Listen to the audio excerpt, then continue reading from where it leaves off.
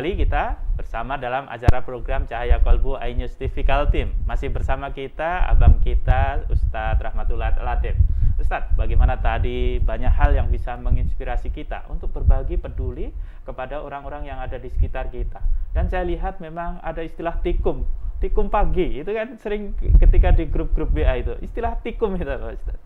Ya, jadi tikum itu adalah istilah kami untuk menentukan suatu titik lokasi kita akan melakukan sholat subuh gitu ya. Titik kumpul. Titik kumpul ya. Jadi titik kumpul. Jadi kalau misalkan teman-teman biker yang lain, klub-klub motor biasanya tikumnya sore hari, kita berbeda. Ya. Jadi kita berdirinya itu adalah slogan kita adalah berdiri sejak jam 4 subuh.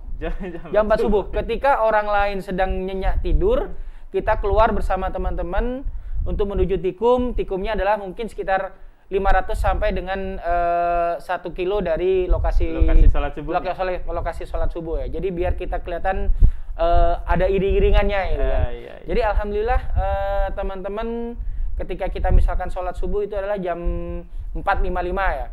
Kita estimasi tikum jam 4 atau jam 4.15 itu kita sudah harus di tikum. Sambil menunggu teman-teman yang lainnya untuk datang. Kita misalkan sudah waktunya sudah mau adzan subuh kurang 10 menit, kita baru berangkat ke masjidnya gitu. Oke. Sangat menarik ketika kita berbicara tentang biker subuh ini, tentang kepedulian sosialnya. Saya menyaksikan sendiri karena saya juga ikut terlibat di dalamnya, mengantar misalnya ketika kejadian banjir di Kalimantan Selatan. Betul. Di daerah Meratus, membawa puluhan juta untuk dibawa donasikan ke sana. Kemudian di Mamuju ketika ada gempa, di Mamuju juga menyalurkan ke sana. Kemudian tidak juga lupa tentang kondisi-kondisi lokal tentunya, ada banjir dan sebagainya. Kondisi hari ini Ustadz, ketika pandemi COVID hari ini, ketika mungkin banyak saudara-saudara kita yang sedang diuji Allah dengan terpapar COVID melakukan isolasi mandiri. Apa ada kegiatan-kegiatan yang bisa kita beritahukan kepada pemirsa tentang kiprah biker subuh dalam berbagi?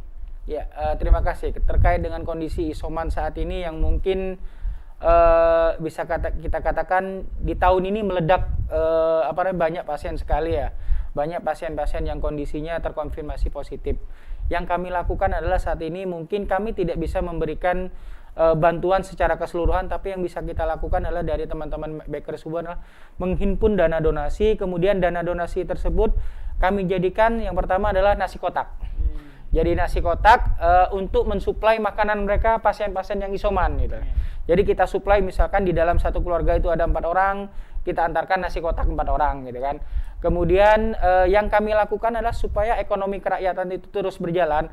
Dana yang kami simpun itu dana donasi kita kebelikan kepada teman-teman atau warung-warung yang kelihatan mungkin sepi, itu kita belikan. Jadi jalur distribusi amal soleh itu terus berjalan gitu kan. Ada nilai pemberdayaan. Betul, ada nilai pemberdayaannya jadi ya.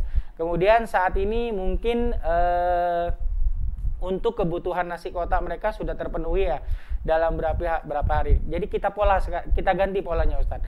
Polanya adalah bagaimana kita bisa memberikan nutrisi tambahan pada teman-teman yang saat ini menderita pasien positif COVID ya. Jadi yang kami lakukan adalah memberikan tambahan nutrisi, yaitu bisa kita berikan salah satunya adalah buah-buahan kayak vitamin C, kemudian minum-minuman yang bisa meningkatkan kayak vitamin C lemon gitu ya. Minuman atau makanan yang bisa meningkatkan nutrisi imun mereka. Jadi dalam sehari itu yang bisa kita distribusikan bisa sampai dengan ya hitungannya 15 sampai 20 titik gitu. Jadi dalam satu paket itu kita alokasikan dana sekitar 100.000. Itu udah termasuk buah, termasuk kue, termasuk vitamin dan lain-lainnya, itu yang kita berikan gitu kan. Jadi hal itu kita kasihkan, terutama yang kita lakukan adalah di dalam grup anggota biker subuhan yang memang mereka terkonfirmasi positif gitu. Itu yang kita distribusikan. Kalau misalkan di dalam grup anggota biker subuhan itu sudah terpenuhin, kami lempar ke pasien-pasien umum. Biasanya kan di dalam teman-teman itu kan punya tetangga atau teman, itu yang kita antarkan langsung. Jadi jam 5 sore itu biasanya kita sudah mulai distribusi. Jadi malam itu memang kita melakukan distribusi itu, paket itu kita antar di depan pintu rumahnya. Karena kan mungkin kita tahu dengan pasien terkonfirmasi positif itu kita tidak bisa langsung bersentuhan langsung gitu ya. Jadi kita taruh di depan pintu rumahnya, kita kabarin yang punya rumah bahwa paketnya ada di depan, silakan diambil gitu. Itu aja yang kita lakukan. Oke, sangat menarik. Saya kira sebuah layanan. Bagaimana kita teringat zaman Rasulullah, Betul. ada orang bertamu, Rasulullah tidak mempunyai hidangan. Iya. Kemudian ada tetangga yang merasa cukup untuk memberikan hidangan.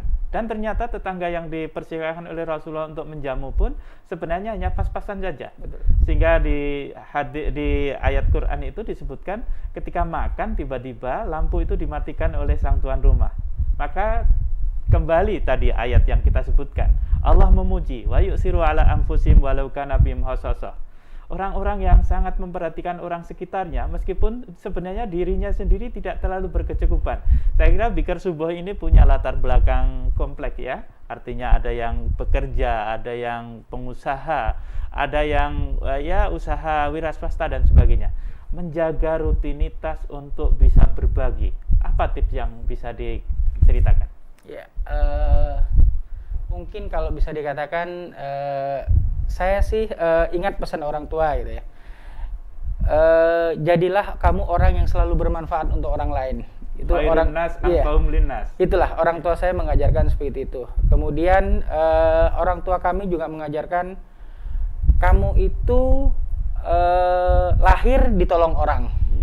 Hidup juga ditolong orang, nanti mati pun ditolong orang gitu. Yeah. Kalau saat ini kamu nggak mau nolong orang, mau jadi apa kamu gitu? Sangat menarik. Lahir ditolong orang, hidup ditolong orang, meninggal pun Ditolong orang. Iya. Bagaimana kalau kita tidak menolong orang? Menolong orang. Iya. Gitu. Itulah yang pesan orang tua yang disampaikan pada kami seperti itu. Jadi jadilah kamu manusia yang bermanfaat, apalagi di sisa umur itu kamu harus bisa bermanfaat. Apalagi orang tua pernah menyatakan memberikan suatu contoh gitu. Coba lihat kamu di depan itu pohon rambutan yang ditanam itu pohon rambutan ditanam oleh kakekmu, tapi yang kamu makan buahnya adalah kamu. Iya. Jadi kalau misalkan saat ini kamu menanam bibit, yang akan kamu makan tuh anak cucumu yang ke depan. Iya.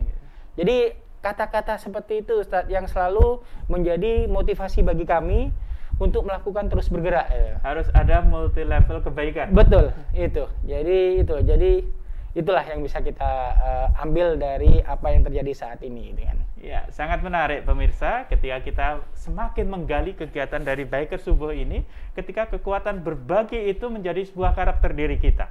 Sekali lagi, tadi diungkapkan adalah ketika lahir kita ditolong orang, hidup banyak ditolong orang, meninggal pun masih ditolong orang. Kapan lagi kita bisa memberikan pertolongan, berbagi dan sebagainya. Karena itu, insya Allah sebentar lagi kita akan kembali untuk berbincang di sesi penutup kita. Masih bersama iNews TV dalam Cahaya Kolbu.